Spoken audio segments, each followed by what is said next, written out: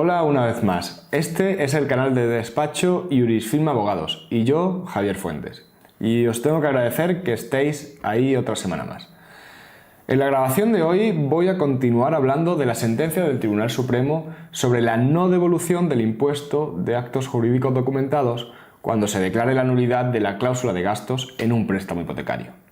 Sin embargo, os recomiendo que si no lo habéis hecho ya, veáis y escuchéis la grabación que ya publiqué sobre esta cuestión y que sería la primera parte de esta grabación de hoy. Bueno, ahora voy a tratar de explicaros por qué el Tribunal Supremo ha pasado de decir que el impuesto lo tenía que pagar el banco, que lo dijo, por más que en la última sentencia haya querido matizar esto y no admitir todo lo que dijo, a decir ahora que el impuesto, o al menos la parte más importante del impuesto, lo tiene que pagar el consumidor. Aunque esto es de cierta complejidad, voy a tratar de hacerlo lo más sencillo y ameno posible y llevándolo al marco que nos interesa, que no es la cuestión tributaria pura y dura, sino en lo que afecta a los consumidores bancarios. Tenemos que partir de que cuando se concede un préstamo hipotecario nos encontramos ante un impuesto que se devenga, es decir, que se genera la obligación de pagarlo por el hecho de otorgarse una escritura pública. Y esta escritura pública es el contrato de préstamo por el que el banco nos concede cierta cantidad de dinero, estableciendo las condiciones en las que se va a tener que devolver, y también es el documento por el que a cambio de ese dinero nosotros le daremos al banco un derecho de hipoteca sobre la vivienda que hemos adquirido o bueno, sobre cualquier inmueble de nuestra propiedad.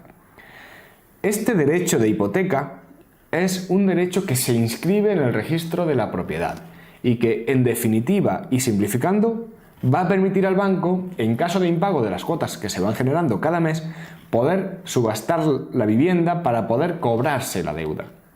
Bien, pues este impuesto que se devenga es el impuesto de actos jurídicos documentados. Un impuesto que, como ha dicho el Tribunal Supremo en las últimas sentencias que ha dictado sobre esta cuestión, y que, bueno, resulta tan polémica, tiene dos modalidades.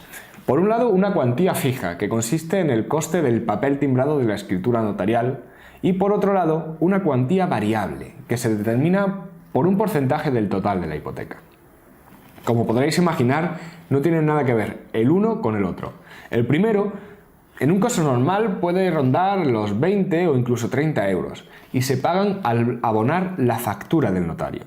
El segundo, en cambio, es realmente al que nos referimos cuando hablamos del impuesto. Es la cantidad que nos aparece en el formulario que se liquida ante la agencia tributaria, normalmente el modelo llamado modelo 600, y que constituye la cantidad importante a pagar por este concepto. Una cantidad que va a depender del valor a que ascienda la hipoteca, pero que puede rondar en torno a los 1.500 o 2.000 euros en una hipoteca media. A partir de aquí, lo que ha dicho el Tribunal Supremo ahora es que del impuesto, la parte fija, esa cantidad más baja que deriva del pago de las copias notariales y el papel timbrado, se repartirá su pago entre el prestatario y el banco. Y la parte variable, la verdaderamente importante, la va a abonar el prestatario, el consumidor, y no el banco, como dijo tan solo hace 2 años. Como a todos, lo relevante es este cambio de opinión de ahora, y es a lo que voy a referirme. ¿Por qué ahora entiende el Tribunal Supremo que lo debe pagar el prestatario y no el banco? Bueno, el motivo está en la interpretación que se realiza de la normativa que regula el pago de este impuesto. Este impuesto está regulado en una ley y un reglamento que la desarrolla. Son la ley y el reglamento del impuesto sobre transmisiones patrimoniales y actos jurídicos documentados. En síntesis, el problema viene de 2 artículos. Uno que se encuentra en la ley y otro que se encuentra en el reglamento. El artículo 29 de la ley y el artículo 68 del reglamento. De esta forma, el artículo 29 de la ley dice que el obligado a pagar el impuesto será el que adquiera el bien o derecho. Como ya os he dicho, nos encontramos con 2 negocios. Por un lado el préstamo y por otro la constitución de una hipoteca. Bueno, el otro artículo, el 68 del reglamento, vuelve a decir que el impuesto lo tendrá que pagar el que adquiera el bien o derecho, pero añade que en los casos de escrituras de préstamo con garantía hipotecaria se considerará que quien adquiere el bien o derecho es el prestatario. Por más vueltas que le podamos dar, el único derecho que se adquiere cuando se lleva a cabo este tipo de contratos es el de la inscripción en el registro de la propiedad de una carga hipotecaria en favor del banco.